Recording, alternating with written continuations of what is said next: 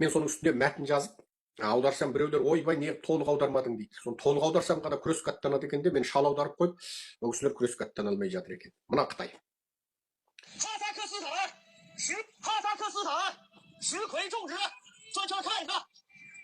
Мына Қытай айтады. Қазақстан дейді. Ас майын дайындайтын күнбағыс егіс алаңы дейді. Қараңдар міне дейді. Мына естеріңде ма дейді, біздің ана Шаң деген Зұң деген енді корпорацияның төрағаларын айтады. Бұлар ана Зұң, мына Зұң деп артына Зұң қосса, онда сол корпорацияның, компанияның төрағаларын айтады. Жаңағы мына артымдағы Шаң деген жаңағы корпорация лидері мені Қазақстанға әкелген, естеріңізде ме дейді. Демек, осының алдында бір видеосында соны таныстырса керек.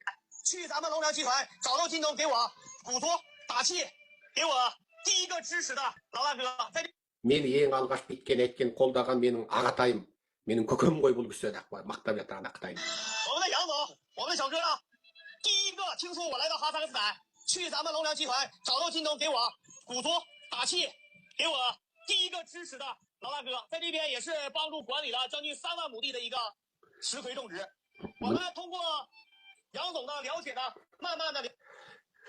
Мына жерде біз дейді 30 мың му ас майын өндіретін күнбағыс еккелі жатырмыз дейді. 30 мың му. 1 гектар 15 му. 30 мың му деген 2000 гектар жер. Мына Қытай сонда, ана Қытайын, мына Қытайын таныстырып отырып, мына егіп жатқан жері 2000 гектар жерге күнбағыс егетіндігін айтады. Міне біз Қазақстанға келдік. Қазақстан танысайық. Біздің өкіметіміздің бір өңір бір белдеу саясат аясында міне Қазақстанға келіп жатырмыз дейді. Міне осы саясаттың арқасында Қытайлар Қазақстанға кіріп жатыр дейді. Орта Азияға кірдік дейді. Мына топырақты қараңдар, қара топырақ дейді. Қазақстанда дейді, бұндай қара топырақты егістік жер жеткілікті дейді. Жердің сапасы деген ешқандай мәселе жоқ дейді. Қара топырақты жер дейді.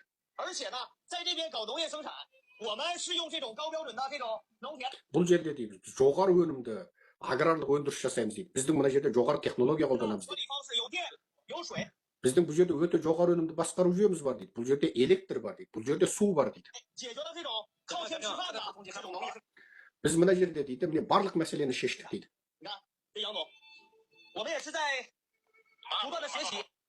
Біз үздіксіз үйренудеміз дейді.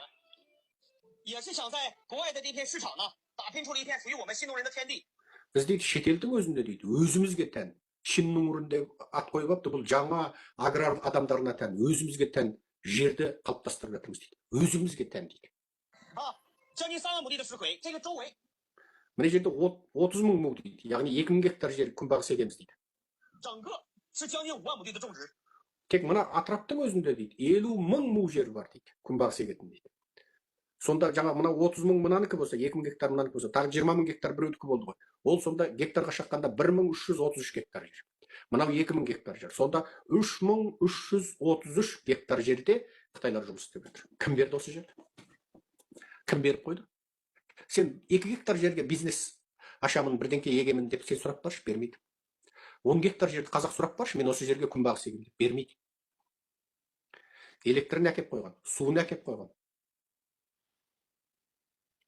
3333 гектар жер. Қытайдың жер есебі бойынша 50 мың му жерді Қытайға берген. Мына Қытай соны мақтанышпен айтып жатыр. Кім берді осының бәрі? Кім қаптатып қойды? Кім осылардың қазақ жерінде жұмыс істеуіне рұқсат беріп отыр? Құжатын кім жасады? Мен бұлар тағы қайталап тұрып айтамын. Қазақтар үнемі динозаврдай мәселе тұрса, назар салмай, динозавр тұрса көрмей, құмырсқаны көретін ауруларыңнан арылыңдар. Мына Қытайдың қасында аудармашы болып сүмелектеріп бір 10-20 Қытайдың қазақ жүрген болуы мүмкін. Олар құмырсқалар. Сендер ана динозаврды көріңдер. Мына миллиондаған Қытайды кім кіргізді? Ана аудармашы сүмелек 10-20 Қытайдың қазағына қарама. Кім заңға қол қойып, бұлардың қазақ жерін алуына, құжаттасуына, олардың жаңағы суын шешті, кім құжатын шешті, кім электрін шешті, документациясына, рұқсатына кім жұмыс істеді, кім таңба басты? Таңба кімнің қолында тұр? Соған қараңдар. Ана 10-20 сүмелек Қытайдың қазағына оралманға шүйдік пе? Ол құжат шеше алмайды, ол заңды шеше алмайды. Ол тек күн үшін күлік жеп Қытайдың ит аяғынан жуынды ішіп жүрген бір ит. Қытайдың иті ол. Оны елеме, ол маңызды емес, ол ит. Қытайдың иті ол. Сендер осы